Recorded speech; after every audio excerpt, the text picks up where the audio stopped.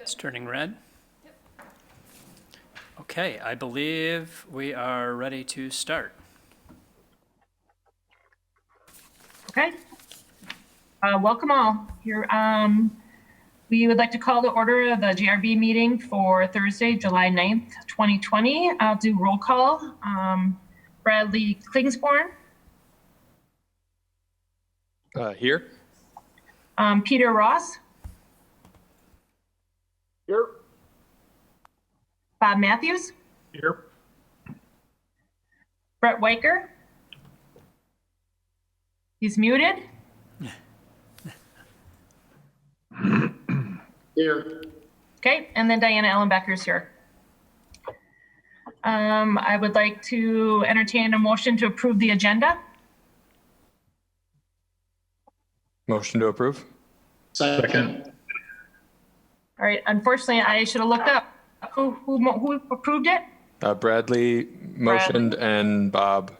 Thank you. All in favor? Aye.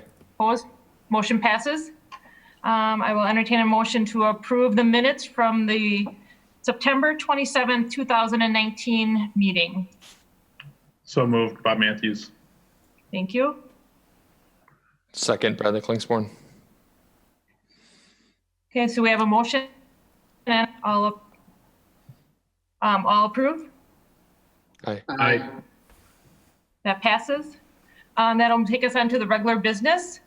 I was discussing with Director Vonk. We would like to potentially take the two items together so that we can review the district's annual reports at the same time as Director Vonk is giving us a status and an update on what's going on in each one of our TIFs. So at that point, these are probably both items that we would receive and place on file.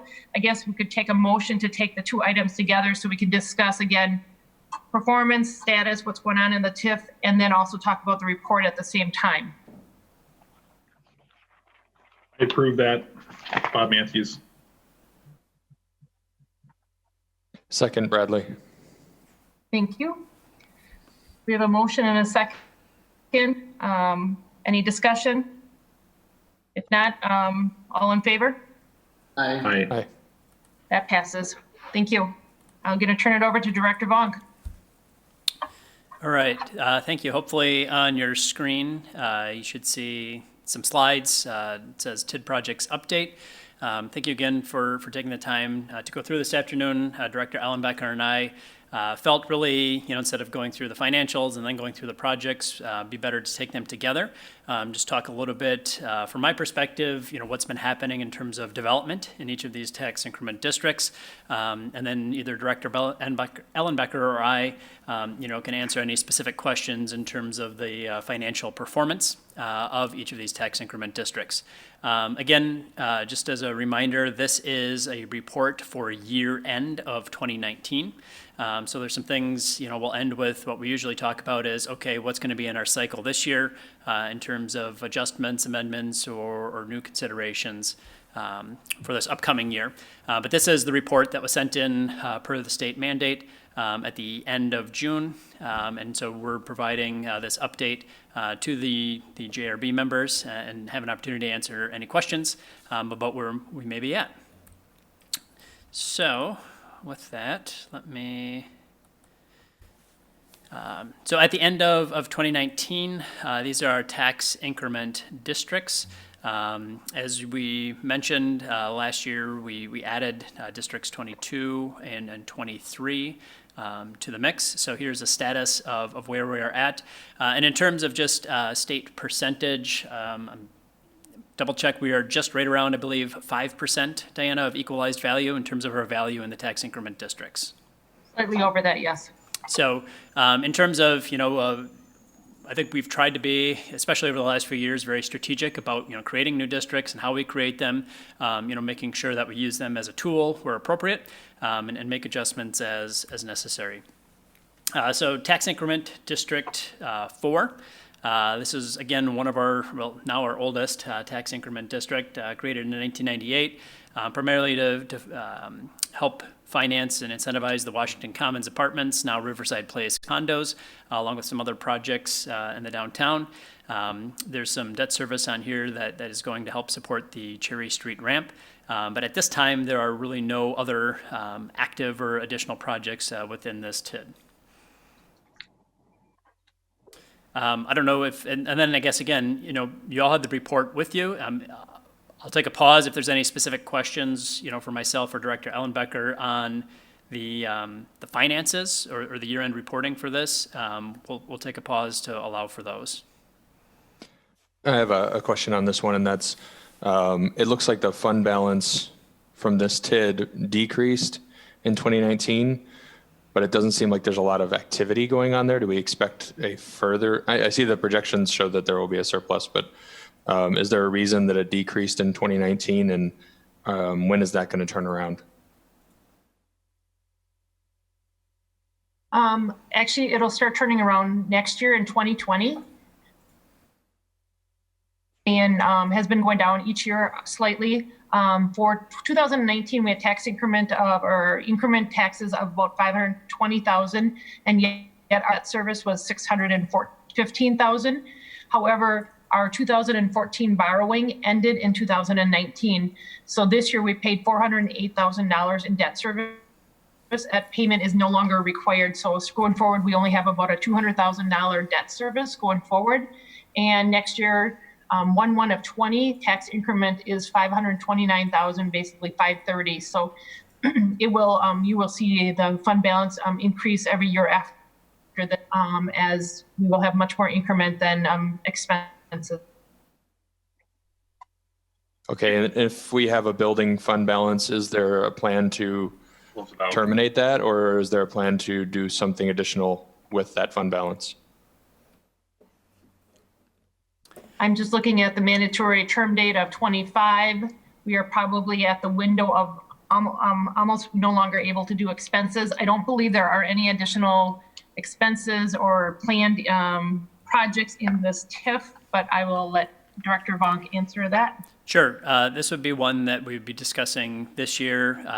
In terms of the debt service, as I mentioned, a lot of that went towards the Cherry Street ramp, which helps service some of the projects in this area. Given that that is rolling up, we will look if there's anything outstanding needed on the ramp, most likely. But yes, this is definitely a candidate then for potentially early termination. In terms of any expenses, yeah, our last year would be this year. So we'll talk with Public Works and Parking about if there's any work needed to that ramp. It's hard to believe how old it is already. But after that, yeah, this would be a candidate for sure for potential early termination.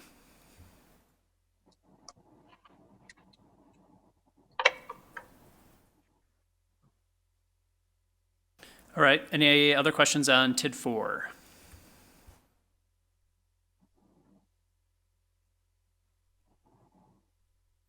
Okay. TID 5, this was TID 5, again, one of our older tax increment districts spanning quite a large area, both sides of the river downtown.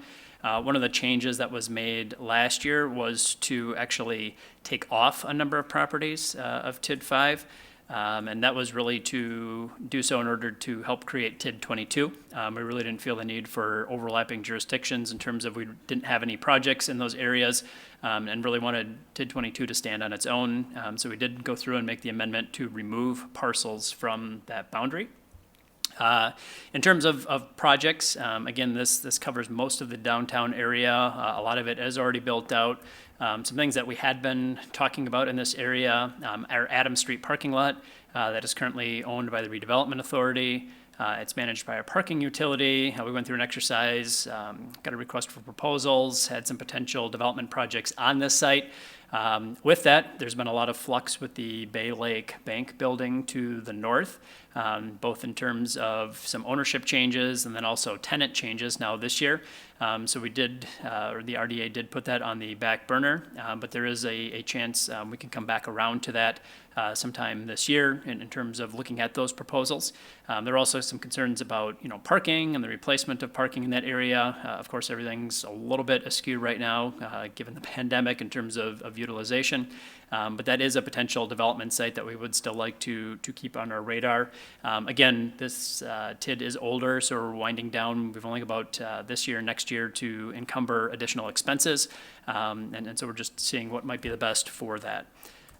In TID 5, one project that has moved forward and we'll actually be talking about later in creating a new TID is the One Astor development. This is the old Kircher Metal Building right south of right south of Mason Street on Adams Street. And so we've been working with the developer, Dean Miller, Miller Land Investments, and the first phase is to demolish the existing structure, which you've been by, you've probably seen. Take the property out of the floodplain and relocate the trail, Fox River Trail, all along the Fox River. So that phase of the work will be completed later this year. And then phase 2 is to look at a 4-story residential structure, approximately 100 market rate rental units, somewhere around the cost of about $20 million, maybe projecting about a $13 million assessment. With that, that project would not start until at the earliest next year, but still to be determined in terms of exact timeline for that. And that's why there'll be a request later for a new tax increment district down in this area. But in terms of other projects or developments, that is mostly it for tax increment district 5. So why do the costs outpace the revenue for the balance in the projections? I'm just curious. That seems, for such an old TID, I would expect that the revenue would outpace the cost. So what's going on? Ellen, and then Director Vaughn can step in also. Within this TID 5 is also our shipyard project. So in 2019, our expenses and for the shipyard is included in here. As of 1/1/20, the TIF 22 was, as Director Vaughn had just stated, we moved parcels out. So in our 2020 year here, we will be stripping out all the expenses and revenues that go along with that the shipyard and move it to 22. So right now you're kind of in that project, you're seeing the whole shipyard for future costs. Director Vaughn, if you have more to add to that. No, So just to clear, I'm sorry, is that are the costs are in there, but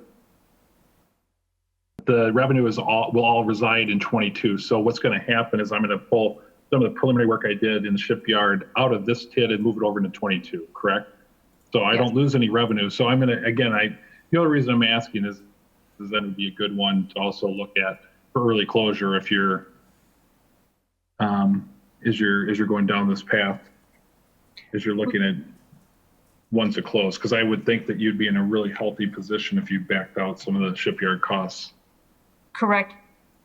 We started the project of moving out the dollars, pulling all the data, getting our journal entry ready. It's just not complete yet. So I don't exactly have a projection on what it will be, but by the end of a year from now or even later this year, we will have a cleaner picture on what TIF 5 is after we strip out the TIF 22. But correct, it's all mostly the expenses for TIF 22 that it's driving the future project costs. Got it. Thank you. Appreciate it. Mm-hmm. Yeah, that's correct. And again, I think this one, in terms of closure, number one, the increment that's been generated in here is pretty substantial. So in terms of, for all the taxing jurisdictions to be able to get that money back on the levy would be excellent. And the other part is just, for future projects, again, we've tried to make, smaller, more nimble TIDs around the projects in the immediate development zones. And this is really one of the last ones from the city perspective that really kind of took on a ton of acreage. And so, yes, once those are backed out, I think you'll see at the end of 2020, but this one will be ripe for closure along with 4 as well. Okay, perfect. Thank you. Mm-hmm. This might be a related question, but I was wondering why we took out $1.5 million of debt in this TID. to the shipyard. That was what we considered phase 2 of the shipyard. And so that is actually why you're also seeing the fund balance jumped up quite drastically in the TIF 5 is because we took out the second phase and we have not spent down everything that was part of that 1.5 million borrowing yet. And again, that did happen in 19. Do we have the total amount of debt related to TID 5? The principal? 2019, Yep. everything just related to TIF 5. We had payments of, we have debt service. Let me back up. Yep. We have debt service of 1.2 million, 1266 is how much we paid in 2019 to TIF 5. So we have $1.2 million worth of debt service, and our increment in this TID was 1.786. So we have about almost 1.8 million of increment that comes into this TIF 5, and so we are not really seeing anything from the shipyard yet in our debt service. So that's why once we strip out the shipyard, we should see this TIF looking in much better situation. I guess my question was if we wanted to pay off the non-shipyard debt, how much of that is outstanding? 1 minute. Sure. Yes, we have debt service that goes out from 2020 to the end of this TID, and we still have $8.9 million outstanding in debt service. Borrowings, it's anything we have 2012 all the way through 2018. There is some borrowing or with outstanding balances, yes. Okay.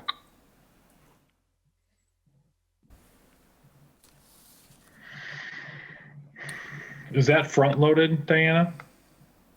Let me take a look. Looks like in 20, we'll be paying about 1.3, 1.2 the following year. Okay, so it's it's pretty level when spread I see out. it. Okay. Even though got we it. have about 8 different issues, it looks like when the day is over almost every year. I see by the time we get out to toward the end, we do have some that are, it does pop up to 1.4 and about 1. Oh, sorry, I'm just trying to. Actually, fine. it stays flat at about 1.2 for the rest of the years. 1.3. Okay. That'll impact our ability to close early, obviously. Okay, thank you.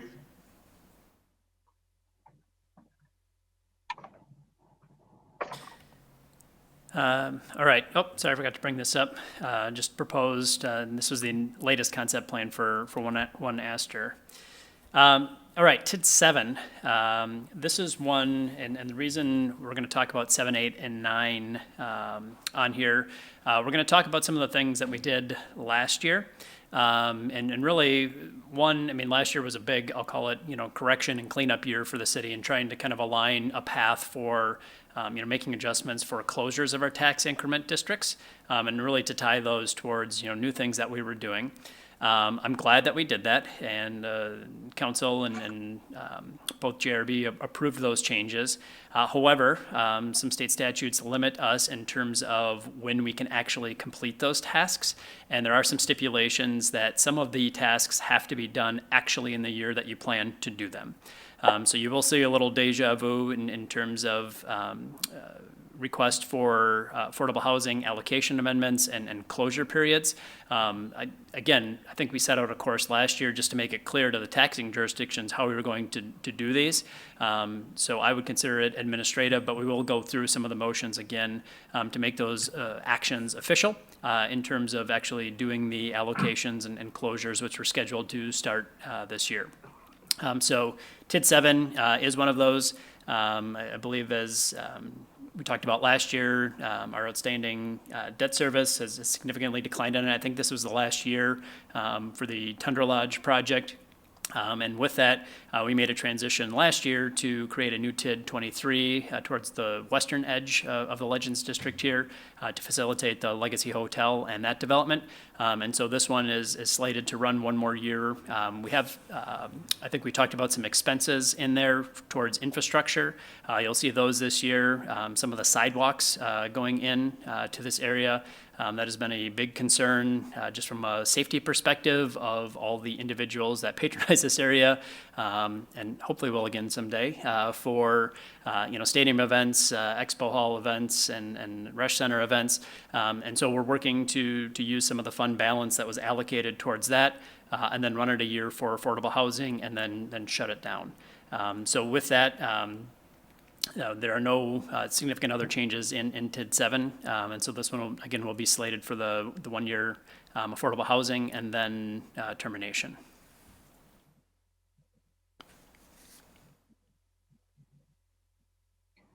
So then if we look at the financials on this one, we ended the beginning year fund balance was about 712,000 with increment and other revenue sources, less expenses. Balance did jump up to about 1,299,000. Again, so this is a very, now this TID is doing very well. As Director Vonk had mentioned, there is some money slated this year for both sidewalk costs and some utility lines. That is expected this year, if not early 2021. And then after that, we are seeing some large revenue over expenses in this TID.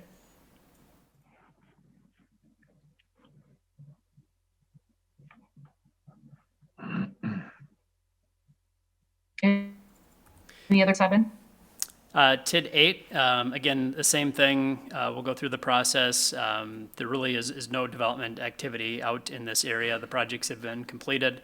So just to, again, justify within the timeline proposal, some of the balance here was going to be allocated towards TID 9, University Heights, to help close out that, and then a year of affordable housing and shutting this one down as well.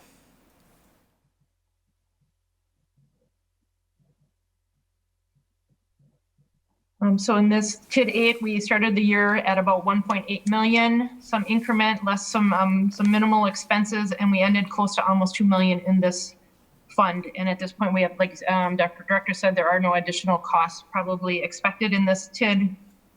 So that definitely explains why we would be willing to, why to close it and have the 1 year of housing. Any questions on TID 8 financials?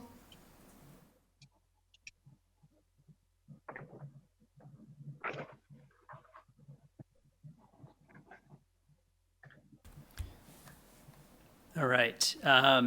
TID 9. This is obviously, we talked last year, our most distressed TID, and that's why we're looking at TID 7, 8, and 12 to be donors to help right-side this up and work on a path of closure. There is, just in terms of developments in the past year, a slight outside chance there could be a project, of course, now that we talk about closure, out in this area in terms of affordable housing. So we may look at an affordable housing amendment, to this tax increment district. Regardless, it's still going to need the allocations to get it right-sized and basically back up to zero. I think as we talked about last year, the declining, there's greater expenses than revenues out here, and so we need to be able to get that right-sided and potentially then look at still terminating this per our discussion last year. So again, you'll see this along 7, 8, 9, and 12. Along the same lines we did last year. The exception here is we may look at a project plan amendment to potentially allow for some affordable housing projects within this area, but that would be the only change from what we did last year. So if we look at the financials, it really had a negative fund balance.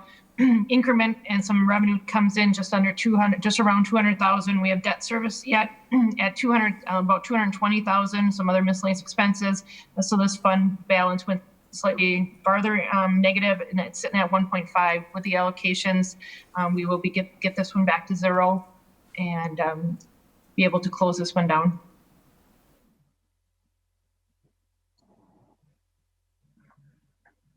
Any other questions on TID 9?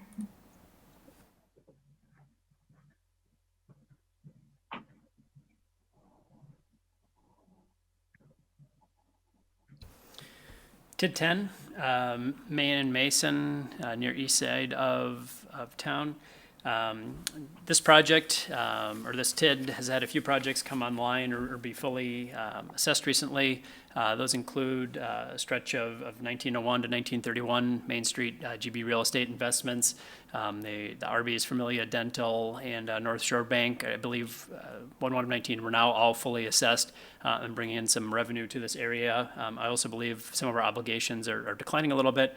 Do not see any imminent or pending projects here, but this TID, I think, is still performing very well.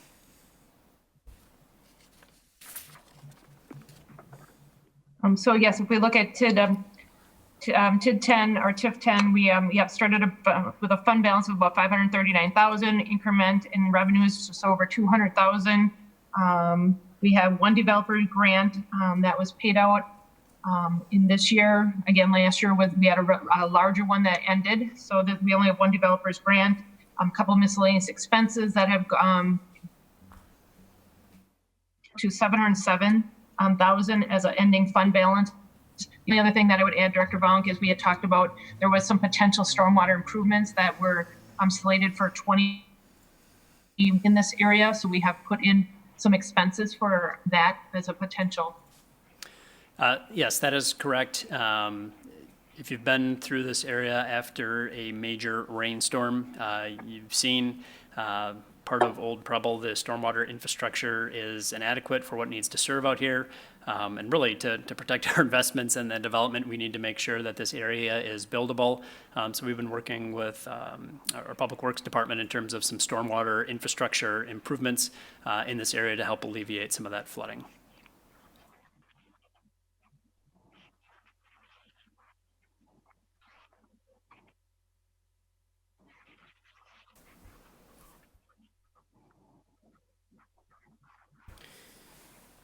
TID 12, I-43 Business Center.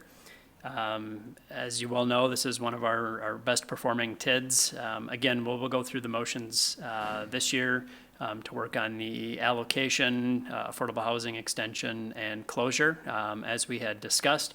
In terms of capital expenses, we continue to work on using some of the cash balance to fund improvements in terms of sewer extension and road reconstruction out in this area, especially towards the east side of the TID, Erie Grandview area, in order to facilitate future development out there.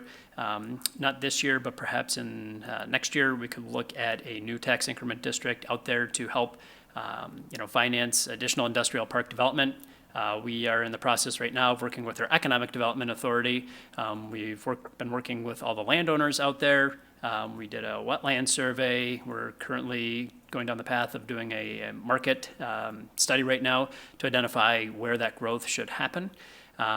In terms of just activity, more recently, Nature's Way, which is a project that got off the ground a few years ago, their manufacturing facility is now fully up and operational. And as part of their development agreement, it did allow for some future phases. And so they came back through and got approval to construct a new office building out in that area. It'll be pretty significant, about 20,000 square foot office building, which they'll be able to have additional employees out there on that campus. Still have a lot of acreage left and willing to build, but this project will be likely to break ground later this year. So if we look at the 2008 and for TIF 12, we started at a fund balance of about 3.5 million, increment of almost 1.8 million revenues. And then if you look at expenses, as Director Vonk had stated, what we did have increases of some Erie Road construction of about $2.7 million. So in this case, the fund balance did drop down to about 2.5 million. Next year, we're still expecting some additional project costs for the Erie Road side. But again, we still show future costs less than the future revenues for this TIF. Any other questions on TIF 12? I don't have a specific question, I guess, on the TID, but on the administrative costs that you're allocating, you have close to, it's about $388,000 of administrative expense. Is that off of activity base, or is it, how is it that you're allocating that? Is it based off of, is there an effort component on that? So I see that I show that we charged about 54,000 to this TID. I'm not sure where you got the 288 from. Total across all TIDs. So, and again, Yes. Yeah. Okay. Yep, it is activity based. I have a spreadsheet that we go through, and it is logged on by project. It is an estimate, and it's charged back of different employees' time, some departments, a portion of their wages, depends on if it's assessors or inspections or some other departments, but it is allocation back on time based on projects and an activity that happened in that TID. all right, thank you. Appreciate it.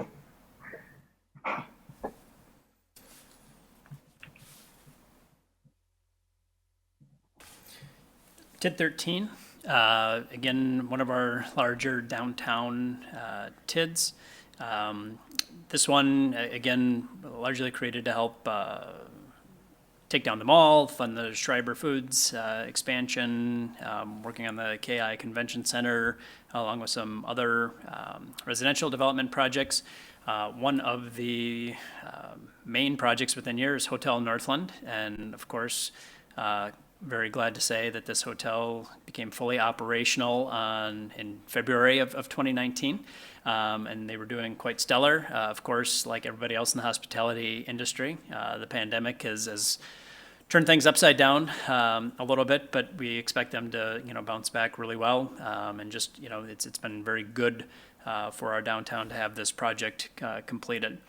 Another activities, I know we talked last year about everyone's favorite downtown parking lot, the Associated Bank parking lot.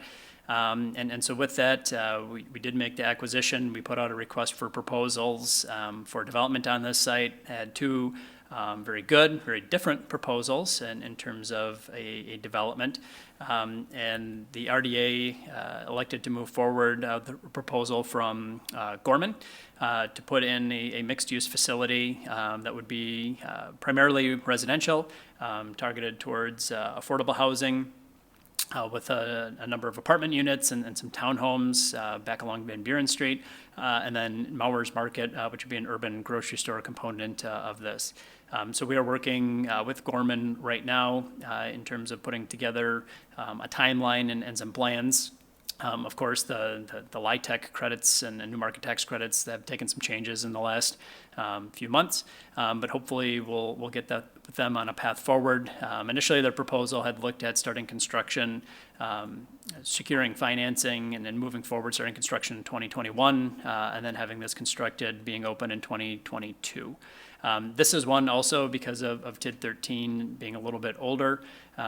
We, again, initially had purchased this to add to our parking needs, parking facilities. And so if you've been over there, you've seen those parking spots have been utilized. But we are looking to create a new tax increment district for this parcel and perhaps some surrounding parcels to fund this future project and those around it.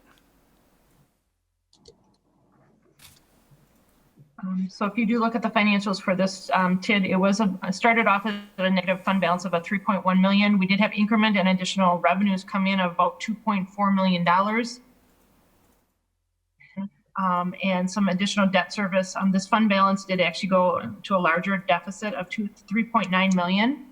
However, we do expect that between future costs of the debt service and some money for help to replace the parking ramp that is necessary because of the Schreiber agreement, that is why your future costs are larger, still large for this TIF, but we still expect that it was to end in a surplus.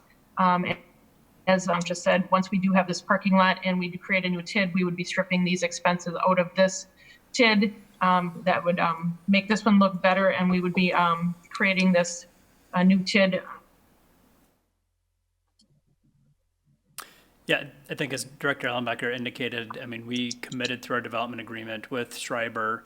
There's some language in there that does call for the replacement of the Main Street ramp, which services their needs, also the KI Convention Center. And so, you'll see projected expenses in here significantly higher than everyone else because, as everyone knows, it is not cheap to build structured parking these days.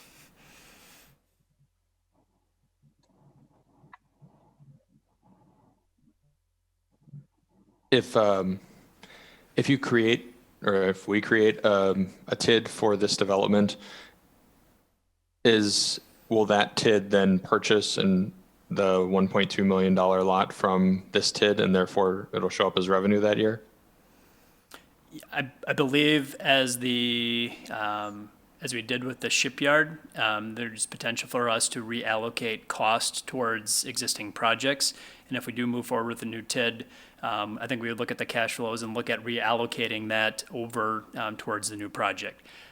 If for some reason that project does not move forward and we continue to use that for parking or some type of parking facility, then it would remain here. But I believe the intention is, like we did with TID 5 and 22, is that expenses that were ultimately became part of another project could be assessed back because the value, what they were created for, would be tied to that project. So I would have some further conversation, but I believe, Director Ellenbecker, that would be the intent for this associated parking lot. For that 1.2. Yes, that is correct. And related to the parking, is any net parking revenue going as revenue to this TID, or does the city's parking division keep that revenue? Any revenue that is generated from this parking lot is going directly into into TIF 13. Thank you.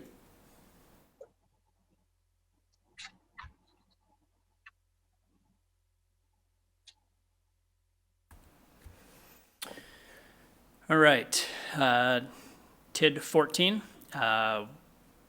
We did an expansion of the boundary last year and also renamed it the rail yard to reflect what it is. Looks like Mr. Weicker is sitting right in TID 14 right now, not mistaken. This has been an area I think we've been very pleased with in terms of the progress of development. Again, the signature project here is the Rail Yard Innovation District, really working on rehabbing these old cannery warehouses, putting in some public infrastructure to facilitate future development. So in 2019, we're continued on renovating the additional warehouse buildings. These buildings are north of Kellogg Street, affectionately named Building R, S, and T. And so again, working from south to north, Building R has been rehabbed, and they're in the process of leasing up the spaces in that, primarily for office uses, though I believe there are some retail spaces available in there. Building S is quite small and actually might come down or just be a second or third story. And then Building T, looking at some additional options there, including maybe some residential. But that project continues to move along with the warehouse rehab. Also, the first set of condominiums was completed along Donald Driver Way.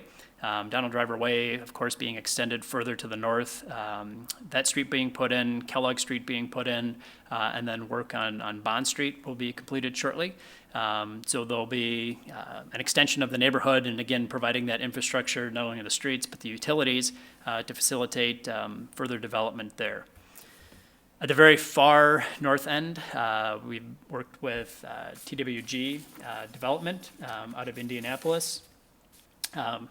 Excuse me. And they have two projects. The first project they worked on is Broadway Lofts. This is about 109 units of affordable housing. And so it's a pretty significant structure at the very north end of the area. It's about a $22 million project, and it's broken up between 93 units in the apartment building, and then the balance is in some townhomes here with a few more bedroom units. And that is set to come online later this year. And then we also worked with them to get a development agreement for what they call the Fort. And the Fort is a mixture of 225 market rate units mostly 1 and 2 bedrooms, including some retail space out along Broadway and other amenities. This is about a $44 million project, projected to come in right around $21 million of value. They're set to close on some financing later this month, and then construction will begin shortly on that thereafter, with hopefully this opening and coming online sometimes next year. So a lot of activity, again, building T and the northern part of this area. Still waiting to be developed, but we've been working on some things and hope to see that turn shortly. With that, we probably will revisit again and ask for an extension of the timeline for this tax increment district. I think Director Ellenbecker could talk a little bit about the finances in terms of some of the accumulated debt this year. For a little while, we did use some cash balance to help pay for the infrastructure, but because of the speed of these projects coming online, a lot of infrastructure was needed. We thought it would be a little more phased, but really we had to build out the whole street sewer utility section now in order to facilitate this development. And so we did go out, I believe, in this year's borrowing and some last year to fund that infrastructure. Yeah, so in TIF 14, we started off with a negative fund balance of about 1.1 million. We had some increment and some additional revenues, some developer agreement all coming in, offset by, you will also see that we paid out about 2.3 million in developer grants, and that was all for infrastructure. So this TID did go into a much larger negative fund balance of 3.2. As Director Vonk did state, that we did go out and borrow $3 million for the 2020 borrowing. So that will bring this fund balance up, and that is really for infrastructure costs. Again, if you look future costs, we still have some additional infrastructure that is needed and debt service for this TIF. However, we do expose for all these projects, as noted by the director, we'll bring in a debt surplus for this.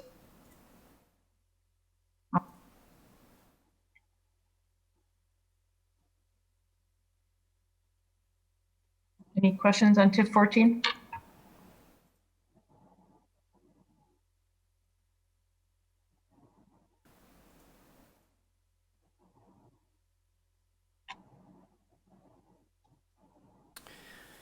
Okay, TID 16, Military Avenue. I think Director Ellenbecker can discuss a little about this. I mean, it's been a long road in terms of this was one of our TIDs that did become distressed, but I think we're starting to, or we have been getting on the right track and getting very close to being right side up on this. In terms of projects, I mean, there's been some small projects, small remodels up and down military and some investments made there. We continue to work with the new owners of Green Bay Plaza. Of course, even pre-COVID 19, the retail world was, quite a mess. But we continue to have conversations and are hopeful that sometime later this year we could potentially move forward with a project on this site, which would again definitely help in terms of making sure and solidifying this as a retail anchor for our near west side. But other than that, I believe in terms of other projected activities or expenses, we do not have a lot at this moment. Correct. Again, this was a TIF that was in a large negative fund balance due through being distressed. Now it has spun around, and we are showing increment of about 350,000. Our debt service is very small here, so it did go from a negative 373 to a negative 85,000. It will become positive by the end of 2020. The only additional cost that you're seeing in the future costs is some additional stormwater that is needed out here in the military in a couple of years out. But that's the future costs, very limited debt service on this fund or on this TIF. So just to strengthen the TID, are you going to have to invest additional money for for developer grants to kind of utilize some of the empty space, and is that factored in or not? So one of the challenges out here, kind of like Mason on the east side, is stormwater. And so in terms of infrastructure, as you can see, I like my chops at this surface parking lot and see room ripe for development. But however, since that was built and how you built now, you do need to do stormwater management. And so we're running into some issues as you start to do redevelopment in terms of the stormwater requirements. And then there's not a lot of space for that. If we did look at any upfront money, it would be for those infrastructure purposes. Otherwise, I think we've been doing really well in terms of our pay-go TIF incentives. But that would be, as Director Ellenbecker said, in terms of the debt service, I believe that was allocated towards the street reconstruction is pretty much done. This would be for stormwater infrastructure out in this area, if anything would be needed. I guess my question is, I know you're going to spend the money in stormwater to build that out, but maybe some opportunities to redevelop that space. None of those, I'm assuming that none of the development costs or increments are built into your projections. At this point, no. That is correct. If you look at our debts, our cash flow at this point, because we have no projects in the works, we have no agreement, additional increment for any development on this area. But we do, nor have we built in any pay-goes, any developer grants at this point. Until we have a project in place, we have not projected those out. So regardless of whether you did any development or not, you would do the stormwater work. Is that the right assumption? You have to do that, or you do that to reinforce the development? Because you've got the stormwater in, but you don't have any of the other increments coming back in. Just a clarification. Sure. My understanding in our discussions with Public Works is that this area needs help from a stormwater management perspective as it was built out prior to a lot of our regulations. If you have a large area like this, and I'm just using this parking lot as an example, this could serve as an area either for a pond, but preferably, underground storage. So we would likely, regardless of that, look at some infrastructure improvements, stormwater here, without potentially the revenue sources.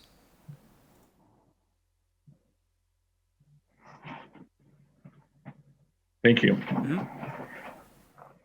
I just have a question quick about that TID, and that's the Sears building is vacant, and I think that there's probably a couple other empty buildings in the area.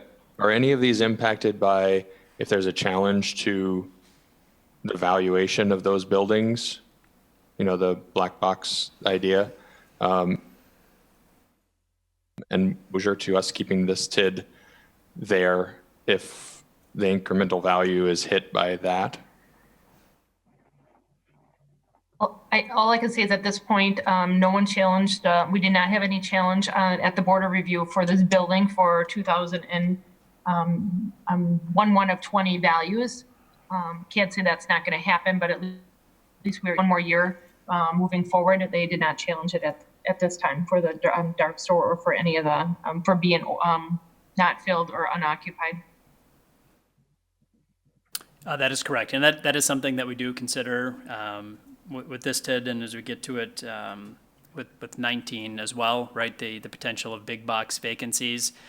With that, I will say without too much, we've had a good relationship with the property owner, and in terms of looking at repurposing that to continue that relationship. So yeah, to Director Ellenbecker's point, we have not had a challenge and do not expect one.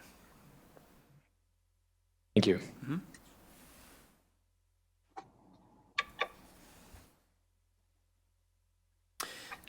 TID 17, we talked about a process for closure last year, so this we did come to terms with the court settlement on that, so that will be going through just again to get the year done approvals for that this year. Just a repeat of what we did last year to tie this project or to set this one to bed finally.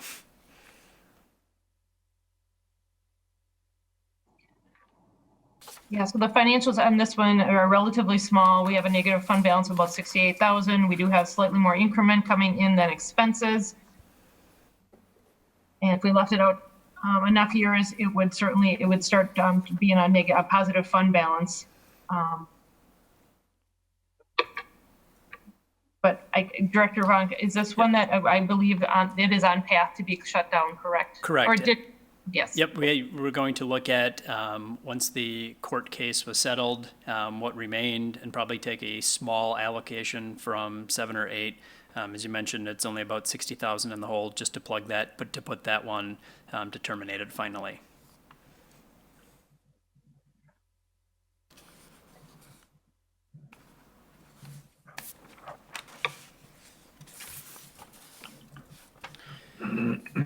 TID 18, University Avenue on the very far east side.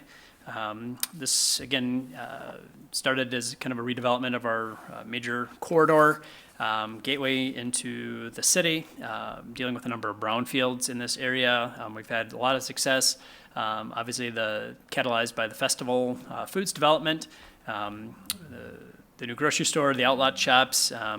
The aerial's a little bit dated now because to the right, the Quick Trip has now been operating. And then the parking lot, the vacant parking lot just to the west of the store, that'll be filled with a Dollar Tree, and so that will be fully built out on the festival site itself. We've also, at the JBS campus, it's called University Heights at Baird Creek. We've had the first set of apartment buildings go in at that. I believe targeted towards UW Green Bay students, but hopefully we'll get working on the next phase of that. Again, there's about 20 plus acres of developable land out there. The housing market's been strong, so we'll continue to see that grow out there as well. So TIF 18 was started off with about a negative 1.4 million. We had, with increment and some other revenues, we have about 260,000 that we brought in. Expenses were slightly less than that, bringing our fund balance just under 1.4 million negative. This is a TIF in that we move forward with upfront infrastructure and project grants without borrowing for this TID. So that is what drove the negative fund balance instead of taking out long-term debt on this TIF. However, we are expecting, even for 1/1/20, our income taxes jumped up well over $100,000, and for 1/1/21, we are expecting another large jump. So this TIF does look like within about 4 years it will turn into a positive fund balance if nothing else changes, just by what is already out there and what is already has been built.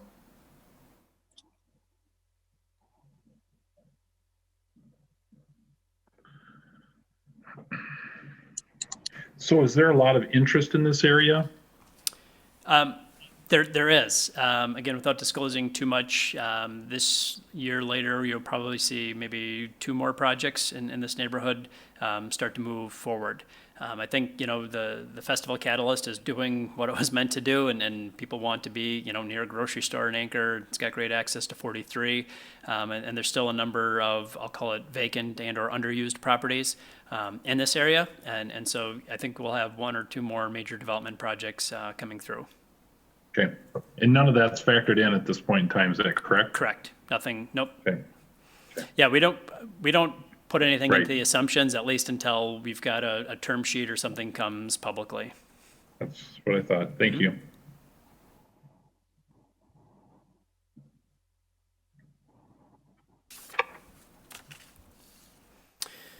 TID 19, Easttown Mall.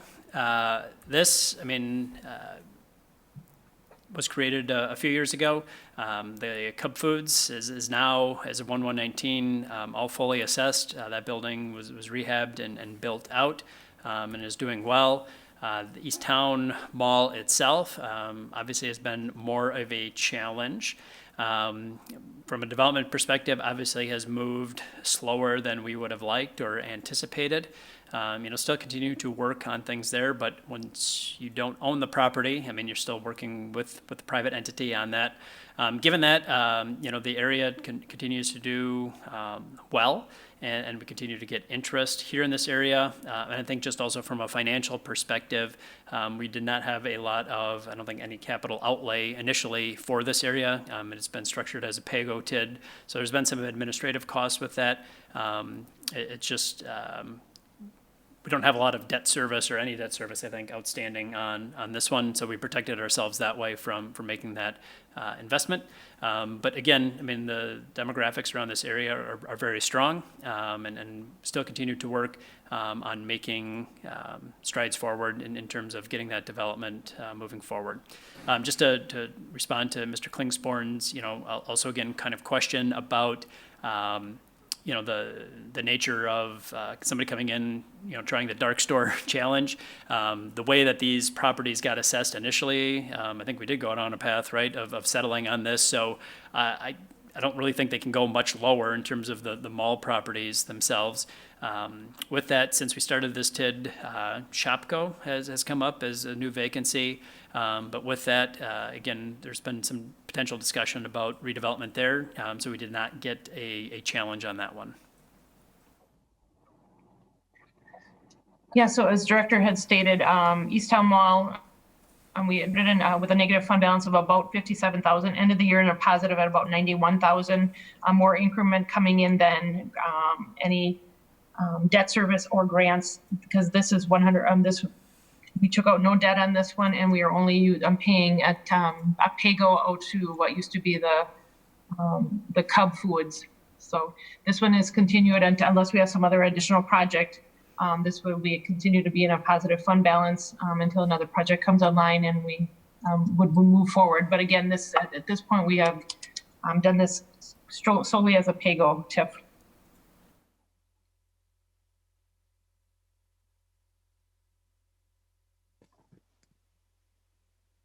And I should know this, but the $125,000 of developer guarantee revenue, what does that mean?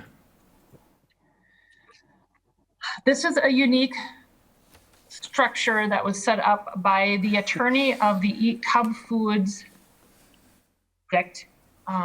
They pay us a shortfall because they did not meet their minimum guarantee of how much development, the increment that they were going, the assessed value did not go up as much as was in our guarantee. The structure is they pay us money because they were shortfall, but then we turn around and then we still pay them a pay-go. So at some point, it ends up being 2019, we actually had 2 years worth of this shortfall, so it should have been 18 and 19. So we had to do a little catch up here, but that you're seeing it's the way the structure of the pay-go was set up, and it was specifically done by their attorney. I don't know, Kevin, if Director Vonk, if you wanted to step in a little bit on this one. Sure. I mean, it's a unique agreement in the sense of, kind of talk about dark store. This is almost the opposite, where they feel like we may have assessed them too low.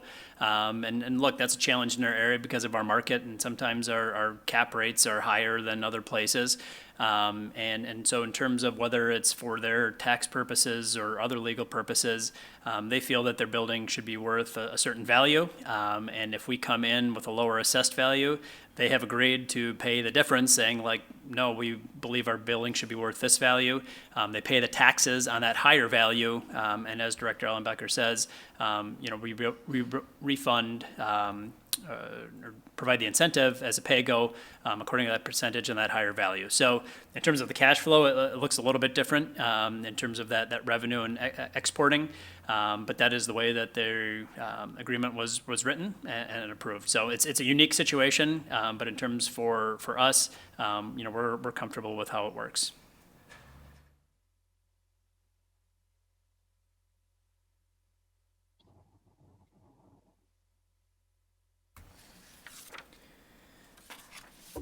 All right, TID 20, Whitney Park. This was created in 2018, really around just to the east of the city's Whitney Park.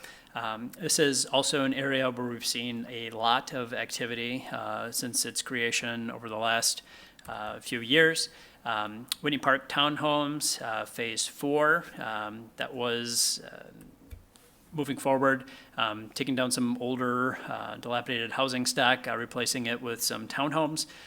Those were fully online, and we actually entered into an amendment of the development agreement to expand those and provided an additional anywhere from 2 to 4 units north of these that will be under construction later this year.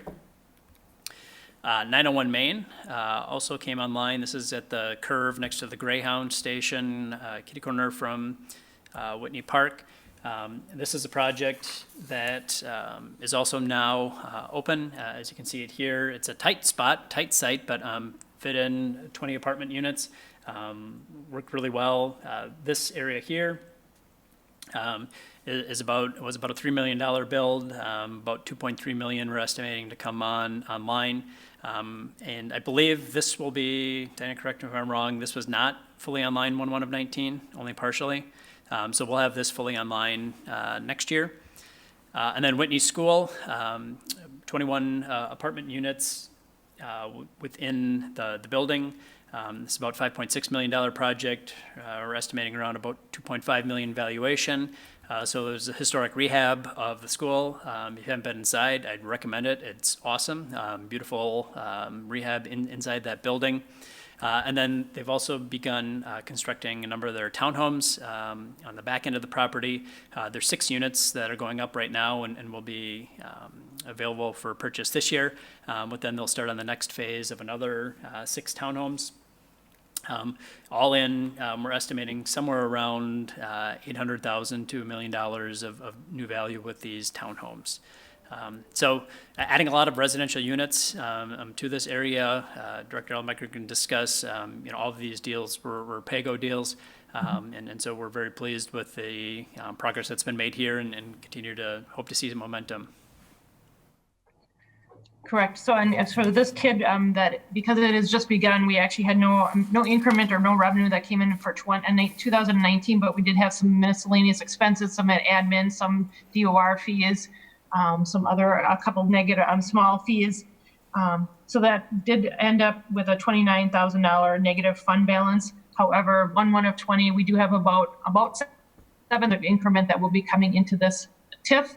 The following year, we are expecting, as everything will be fully online, the projects that have already are in the works, to jump up to well over 70,000 with very limited. There's no debt service, and our PAYGOs projected out for the first year would be about $20,000. So we are expecting by probably 2021, if not 2022, this will be a positive fund balance.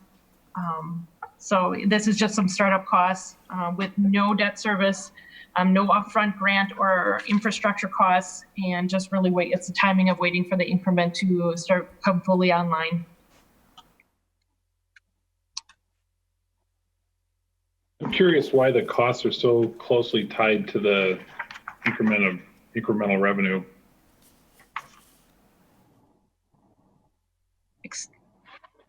The future revenue, I mean, it's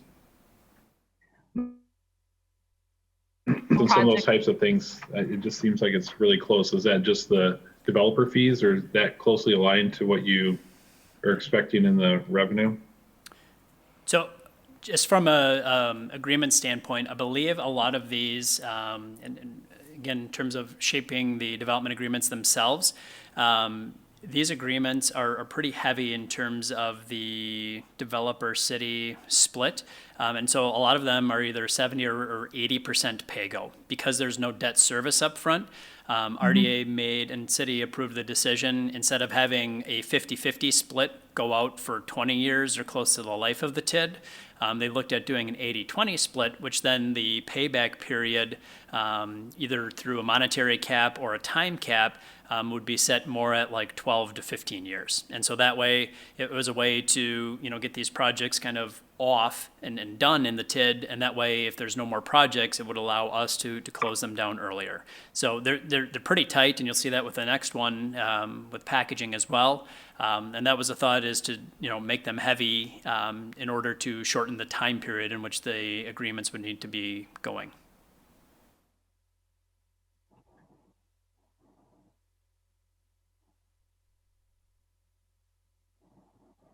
Do these have the developer guarantees like we were talking about, where if the incremental value doesn't go up, that it decreases the pay-go, or? Yeah, so it's tied to, and that, really is a philosophy that we've taken on, is to protect ourselves, and that is, if you don't create what you said you're going to do, well, then you're not going to get the incentive. And if you do create more, potentially you could get more incentive and/or that incentive back faster. And again, we have language in there to prevent going to nonprofits or other things like that.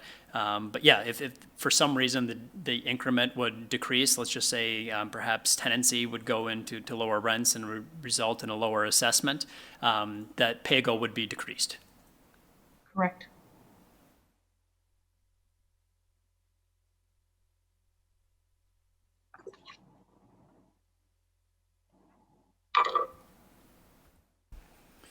TID 21 for Green Bay packaging.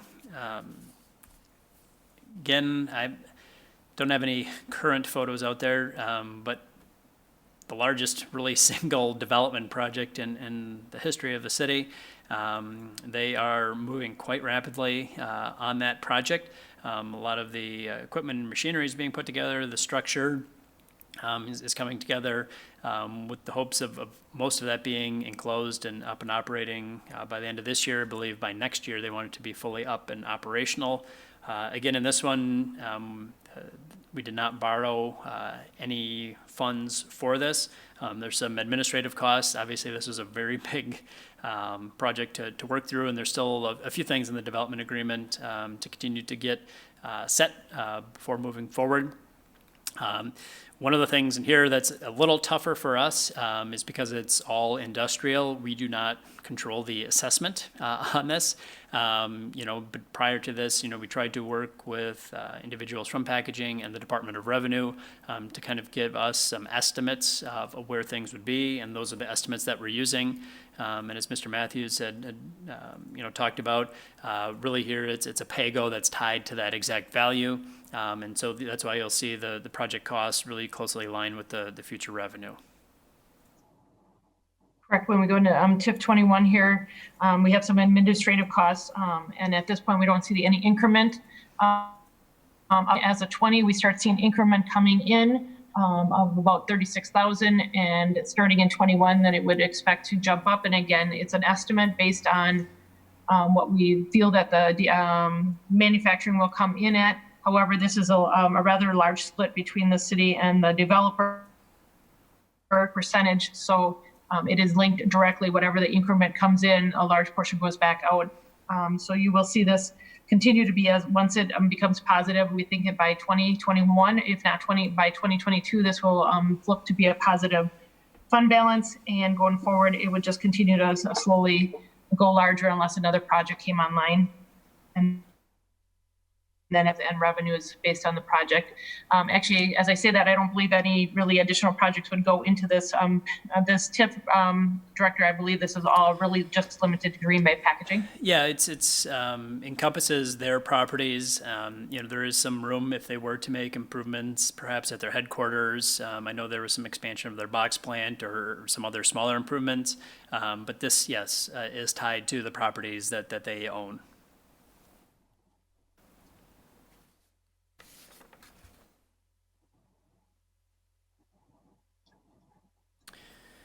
So that is all of the tax increment districts that were reported out to DOR for 2019. I do want to talk just a little bit about some of those that were approved last year, projects and moving forward, and what we could expect on our docket for this year. Again, I appreciate everyone's time on this. I know some communities do it differently and they do it a TID at a time. I think this works well here to kind of do them all together. I really feel it's important to tie together comprehensively where we've come, where we're going, just so we're all on the same page in terms of making these adjustments. So last year we created Tax Increment District 22. This is the shipyard area. This probably has the funkiest map of any because we have a piece of railroad in there. I'll call it the tail that goes all the way down pretty far south down to Lombardi Avenue. So that's why I got the inset map of where the main properties are. This was created to fund development of the shipyard. Again, this is a blight district.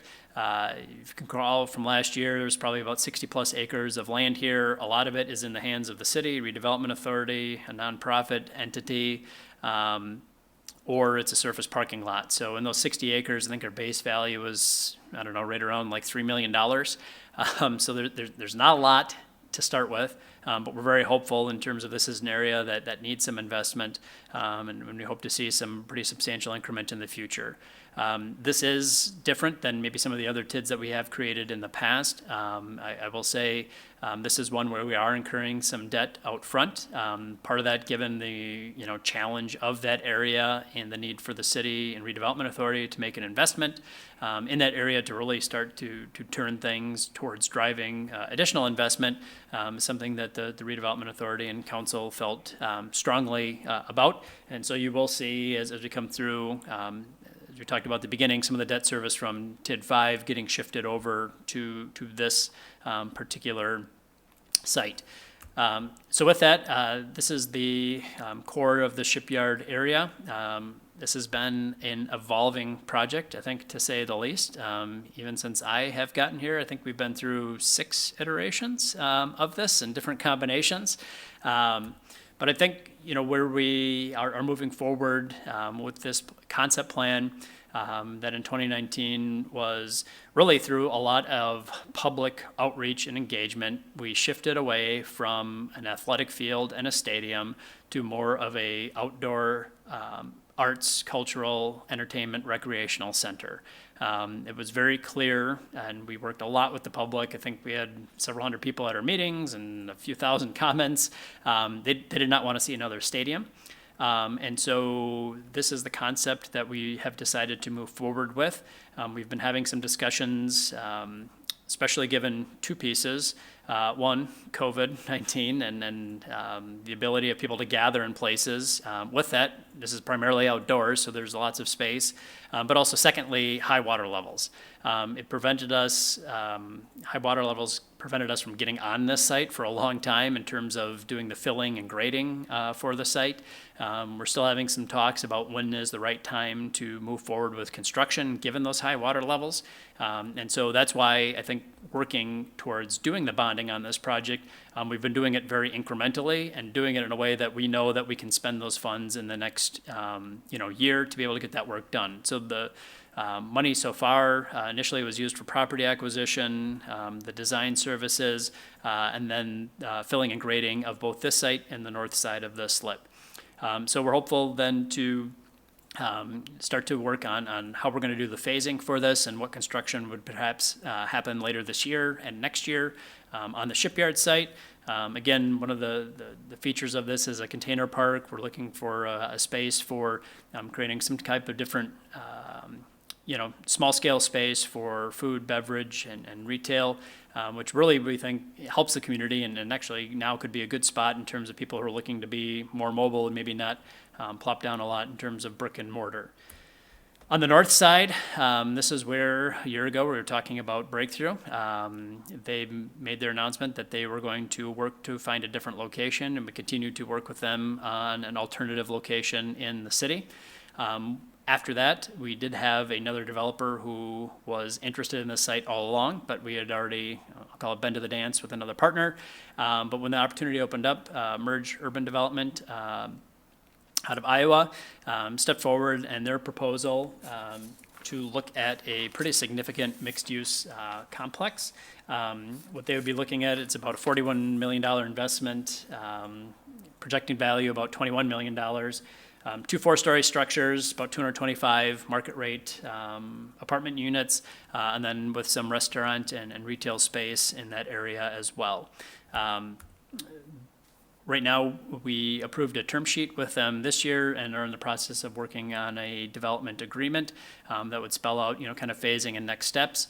With that, it's a pretty significant acreage here, and so we talked about, what phase this would be, but then also potential future phases for development in this area. Working with the shipyard, working with Merge, starting at the waterfront, Then moving to the next projects, the city owns some property along Broadway, the Badger Sheet Metal Building, along with some smaller scale projects in kind of the core of the district.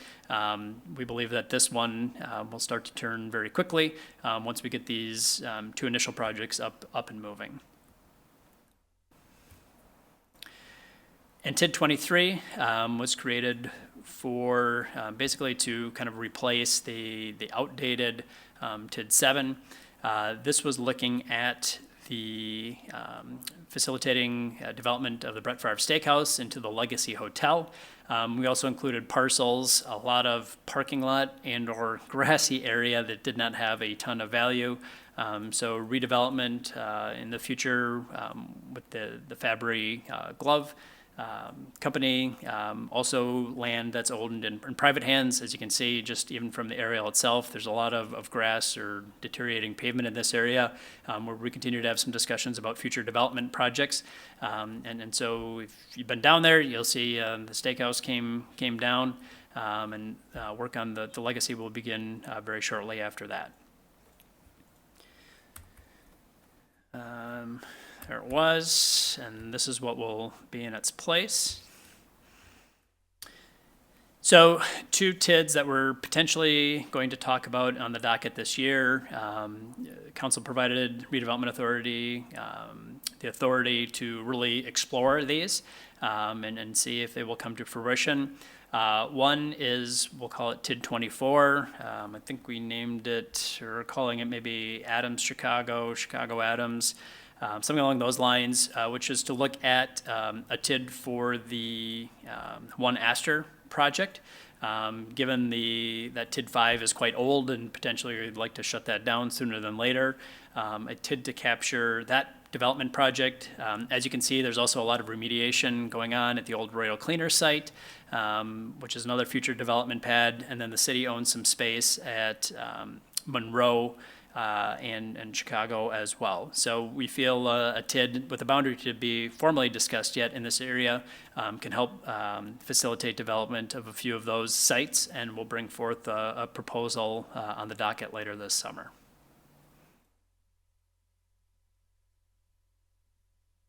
The second one would be for TID 25. And this would primarily look at the Associated Bank parking lot.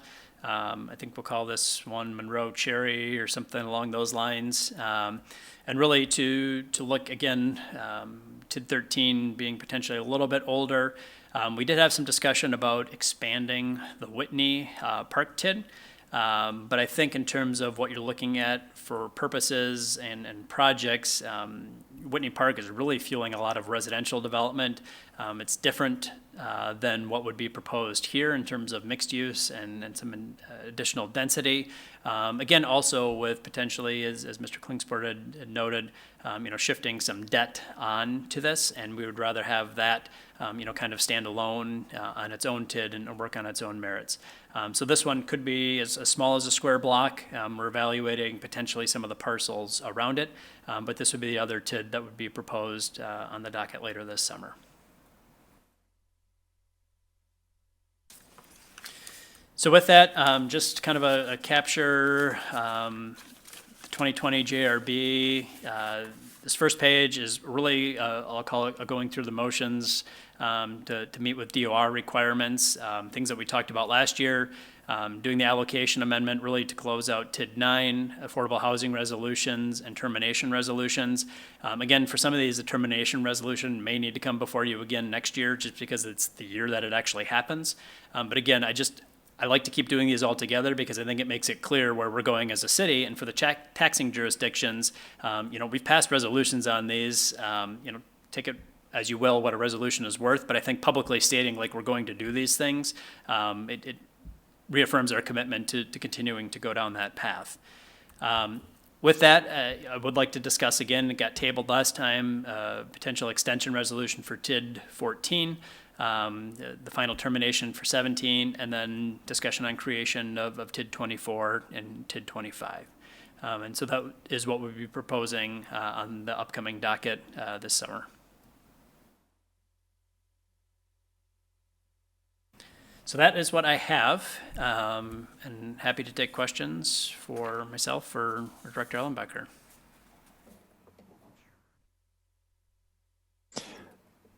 So I have a question. It's more a broad question about how the city is doing with net new construction this year, have slowed down, sped up. I know that construction companies seem to be busy, but COVID's done so much to move things around. Are we seeing a demand for development, or what's the broad impact on the city of Green Bay? So I can talk anecdotally, and then maybe Director Ellenbecker can give some numbers. I think everybody sitting home saw that they needed to do work on their home or something and decided to get a project done. Our inspection staff has been quite busy in terms of the phone calls and the permits that are being issued. And in terms of just where things are at, we are pretty close to year over year where we were at last year. And so we have not seen that demand slip. I would say the types of projects are different. I mean, they may be smaller. But overall, I think we're holding pretty close to where we were at for last year in terms of actual permit activity and construction activity. I did also make sure, just from a big picture, to look at some of these development projects and talking with these developers. Despite the pandemic, the need for housing has not diminished. A lot of these are residential, and that demand is still very strong. Actually, just got a draft report, which hopefully will have some additional details come our meetings this summer. We're conducting a housing study that's going to help us really kind of focus where to put those affordable housing funds or what types of products we still need in the city. But overall, yes, I mean, we've been very busy upstairs, and I say upstairs from kind of our inspection division. But with that, I think I can affirm with Director Ellenbecker that the numbers are still pretty close as they were last year. Correct. And just by looking at our budget for revenues that have come through, but basically today we're at about the budget, which was an increase of over 100,000 over the previous year's budget. So you have a large increase, and we're well over 50% of budget revenue in. So well on track of exceeding, or we're going to definitely exceed where we ended last year for dollar revenues coming in. I'll ask a different question, Kevin. And as you take a look at kind of the economic activity within the city, are there any concerns coming out of COVID, just in terms of, behavioral changes, people more comfortable with online shopping, some of those types of things that, some of the development that we have and the valuation will go down because people just, they're not going to be able to maintain the businesses, and we lose assessed value that way. Sure. Loaded question, right? So actually, during this time, had a conference, of course, virtually, right? Because you couldn't be there, through Congress New Urbanism, and there was a lot of discussion about, right, what's the future of like urban retail, and also I'll use retail broadly enough to say goods, services, but also kind of food and beverage, and I won't pretend to know everything, because obviously Mr. Klingsporn, as a business owner, knows a lot more about that than I do, but some of the kind of the broad things that we talked about, in terms of activity and space, I think just it's going to be messy, for the next year for sure, and for some, maybe even the hospitality industry, out to like 5 years. That there could be enough things that shift around, really to get people where they're at, and this was kind of looking historically at the last pandemic, and then when things kind of got back to quote unquote normal after that. What it does do, I mean, it provides a shakeup, and there are a lot of things in terms of big boxes, corporations that just they were teetering right before this all happened, and this is the nail in the coffin. And it's just going to push them right over the edge, and I mean, you've seen that. Thankfully, we don't have a lot of big box retail in the city, so I feel really good about that. But what they did say is, for those who are in those businesses and industries, this is also an opportune time for the entrepreneurs really to say like, all right, well, now's my time to make it and step out. And so I think, we've been trying to work really closely with our business improvement districts and looking at space and changes in those areas. Because I think, you could potentially have some changes in the retail space. But with that, I think there's also a matter of, and what was discussed there, a matter of trust when it comes to knowing local and shopping local and having relationships of like, with certain retailers or individuals that I can trust that the products will be there, that they're safe and that they're clean and that there's, been a lot of businesses who have just, on flip of a switch, changed their business model or pivoted to make it through these times and have been really successful at doing so. Others, it's really hard to pivot or you really have to think creatively. The bigger picture, though, I think, a lot of our value, being in residential, in some of these TIDs, the housing market still remains strong and the whole COVID thing really doesn't change the need or demand for housing products. So, without prognosticating too much, I don't see this, being super detrimental to the performance of a lot of our valuations. I think we're protected because we don't have a ton of big boxes. I think there's going to be some changes or shifts, but overall, I don't think I see a big devaluation coming in the foreseeable future.